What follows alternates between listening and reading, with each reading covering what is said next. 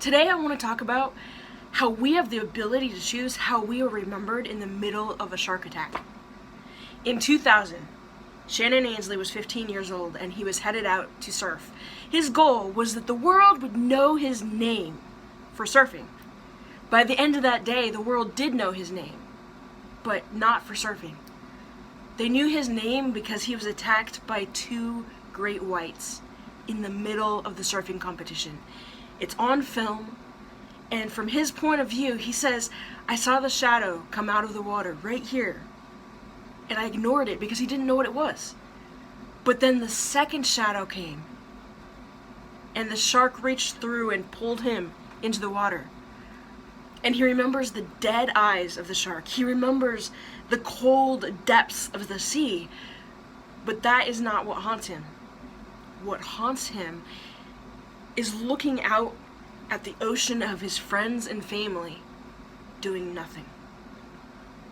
They stared back at him, frozen and in shock, and there's two sharks eating your friend. But they did nothing. And that's what is vividly stored in his brain. As the two sharks fought it out over him, somehow he was released. And he projected himself to the top of the ocean, on top of the water, and prayed through waves and got back to shore. On the shore, suddenly everyone came back to life and came into the moment and realized this kid needs help, and they surrounded him, just surging over him, lifted him up, tethered his arms so that the blood would stop, carried him to the top of the hill where the nurse's station was. Two great whites were fighting over him. The miracle is that he had simply severed fingers and problems with his hand. He could have been severed in half. He could have been completely destroyed. But it was minor injuries in comparison. 6 weeks later, he got back in the water. 4 years later, he had the opportunity to face the black eyes of a shark again. This time, he was in another surfing competition down in J Bay.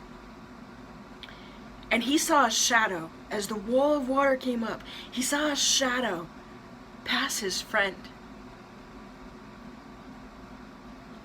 And he knew, I will not be a memory in my friend's mind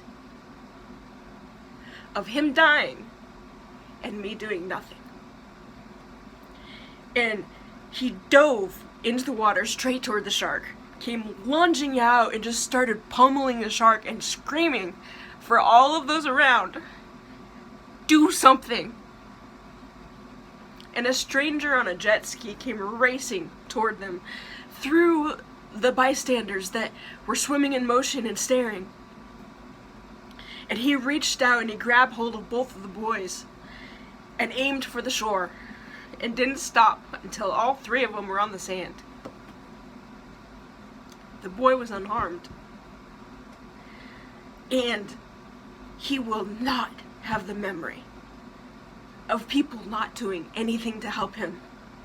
In fact, he has the opposing memory of an army rising out of the ocean and saying, "You are not alone. And I'm going to pulverize that shark." When he was interviewed, they asked Shannon, "Are you afraid of sharks?" Twice. 3 sharks, 2 different times. "You've been involved in shark attacks in the ocean. Are you afraid of sharks?" And his answer, "No. The sharks are in the water with me." So I want to say to everyone who has a shark in their life, may we all rise up next to you. May we all leap into the air and pound that shark and say, "Sharks, you are in the water with me."